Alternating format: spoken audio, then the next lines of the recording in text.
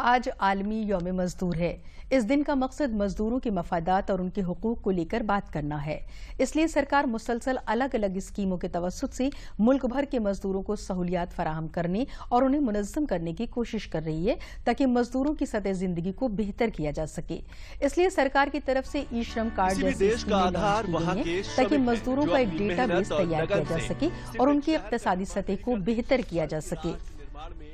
योगदान देते हैं। चमचमाती सड़कें, आसमान छूती इमारतें, फ्लाईओवर से लेकर गांव की कच्ची पक्की सड़कों तक के निर्माण के पीछे सिर्फ और सिर्फ इन श्रमिकों की अथक मेहनत और परिश्रम शामिल है। जब राष्ट्र निर्माण में इतना अहम योगदान है तो ये भी जरूरी है कि इनके हित, अधिकार, इनका हक इनको मिले। इसलिए सरकार अलग अलग योजनाओं के माध्यम से मजदूरों को सामाजिक सुरक्षा और लाभ पहुँचाने का प्रयास कर रही है। योजनाओं की कमी नहीं है, योजनाएं बहुत हैं, बस जरूरत है उन योजनाओं का जागरूकता के साथ लाभ उठाना। डेटाबेस भारत सरकार का जो स्किल इंडिया प्रोग्राम है उसमें बहुत मददगार होगा। एक कॉन्स्टेंट जो स्किल इंडिया में था वो मोबिलाइजेशन ऑफ कैंडिडेट का था। स्किल में कहाँ से लोग लाएं, जरूरत तो है लेकिन उनको नहीं पता होता था कि ट्रेनिंग कैसे की जाए। तो भारत सरकार का एक प्रोग्राम है जिसको RPL बोलते हैं, रिकॉग्निशन ऑफ प्रायर लर्निंग।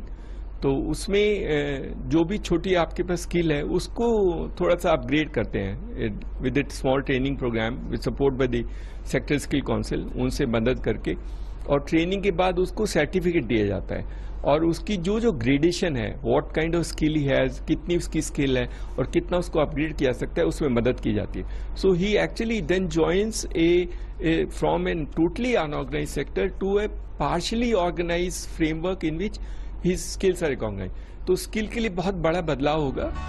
ई श्रम कार्ड में श्रमिकों की सारी जानकारी रहेगी। सरकार असंगठित क्षेत्र के लगभग 38 करोड़ श्रमिकों का डेटाबेस तैयार कर रही है। ई श्रम कार्ड में मजदूर, फेरी वाले, सब्जी वाले, घरेलू कामगारों को जोड़ा जा रहा है। 12 अंकों का नंबर वाला इन्हें कार्ड दिया जाएगा जिसमें इनसे जुड़ी सारी जानकारी होगी। कुशल और अकुशल श्रमिकों के बारे में पता चलेगा। प्रधानमंत्री मानधन योजना कामगारों का बुढ़ापे का आर्थिक सहारा बन रही है। असंगठित क्षेत्र के कामगारों के लिए पेंशन योजना दी जा रही है। कामगार, छोटे व्यापारी, दुकानदार, श्रमिकों को इस योजना का लाभ मिल पा रहा है। प्रधानमंत्री गरीब कल्याण योजना से कार्यकुशलता को बढ़ावा दिया जा रहा है। कार्यकुशलता के आधार पर काम से अधिक आर्थिक लाभ भी मिल रहा है। प्रवासी श्रमिकों की आर्थिक स्थिति में सुधार हो रहा है। राज्यों में बेरोजगारी कम हो रही है और रोजगार को बढ़ावा दिया जा रहा है। इसके साथ ही श्रमिकों की बदौलत ग्रामीण क्षेत्रों में विकास को गति मिल रही है। श्रमिकों के लिए चैलेंज रहता था वो था स्वास्थ्य के लिए, जो उनको स्वास्थ्य की सेवाएं, ताकि उनके लिए बहुत सेटबैक होता है अगर स्वास्थ्य में कोई परेशानी हो जाए।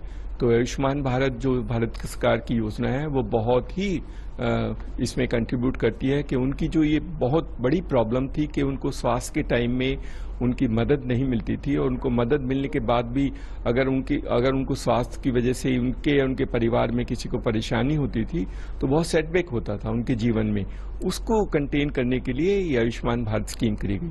तो स्वास्थ्य का जो प्रॉब्लम था वो काफी सॉल्व हो गया। एक दूसरा जो ये था कि अनऑर्गेनाइज सेक्टर के जो लेबर्स हैं ये जगह जगह मूव करते हैं, इनका मूवमेंट होता है। तो इनका सरकार ने राशन तो कार्ड तो बनाया था लेकिन वो राशन कार्ड में इनको फिर उसी जगह पे मिलता था जहां पे ये रहते थे। तो one nation one ration card की जो स्कीम है बहुत रिवोल्यूशनरी है।